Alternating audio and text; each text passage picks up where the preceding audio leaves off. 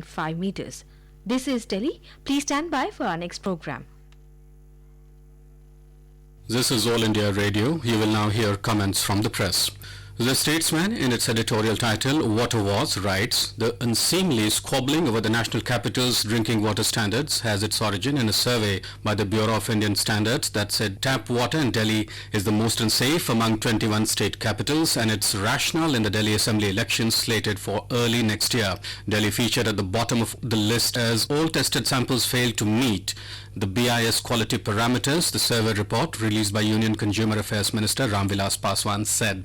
The next day, posters sprung up all over the capital saying the Aam Aadmi Party government was poisoning its residents with toxic water. Delhi MPs Harsh Vardhan and Manoj Tiwari of the BJP also weighed in on the issue, leading to an angry rebuttal by Delhi Chief Minister Arvind Kejriwal, who termed the survey false and politically motivated. Water has now been added to the list of poll issues that the BJP and AAP are crossing swords on, the others being pollution and unauthorized colonies. In the war of words between Kejriwal and Paswan, charges and counter-charges are being flung around, including the allegation that a Lok Janashakti Party worker collected water samples for the survey and a demand for the union minister's resignation. Whatever the merit of these claims, the timing of the survey is certainly questionable.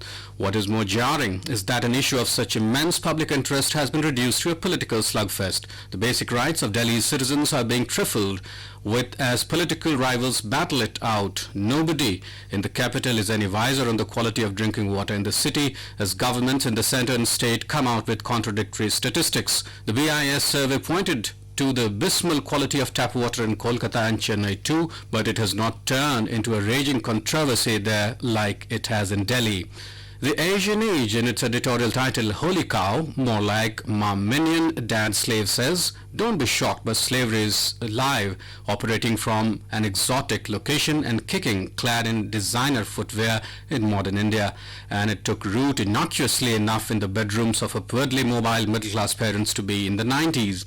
It was at this time as if they had received a joint message from the Almighty that future dads from the Adarsh Nagar to Greater Kailash rose as one, tenderly rubbed the swollen bellies of their glowing middle-class wives and said, you know what we are missing? Slavery. In its another article, The Statesman, in its editorial title, Face Mask in HK, says, on the eve of the local council elections, Hong Kong grapples with constitutional turmoil, verily over the prerogative of China over its protectorate. Beijing has stiffened its position a day after Hong Kong's High Court ruled that a ban on wearing face masks during public demonstrations that have rocked the island nation and financial hub for more than 5 months was unconstitutional. The shadowboxing has taken off in good measure. China's National People's Congress has said that Hong Kong courts have no power to rule on the constitutionality of the legislation under the city's basic law, which includes a proposed ban on face masks. Beijing has insisted it held the sole authority to rule on constitutional matters in the region,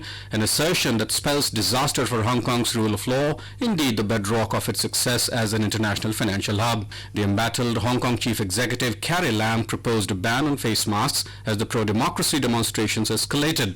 Protesters has been using masks to hide their identities in public. The proposal was widely criticized by supporters of the anti-government movement who saw it as posing a risk to demonstrators. The High Court ruled on Monday that the colonial era emergency laws, which were revived to justify the mask ban, was incompatible with the basic law, the mini constitution under which Hong Kong was returned to China in 1997. In the event, China has reinforced its interventionist stance. Its latest statement comes amid chaos in Hong Kong, which has been convulsed by pro-democracy protests since last June. Over the past 24 hours, police have fought running battles with protesters trapped inside a university campus. Specifically, Polytechnic University was surrounded by security cordon on Tuesday morning.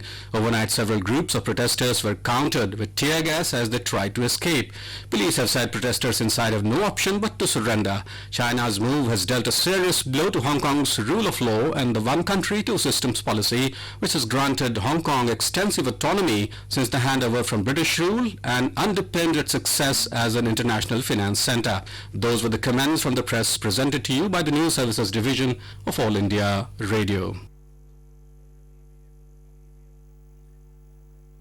This broadcast came to you from the Delhi station of All India Radio.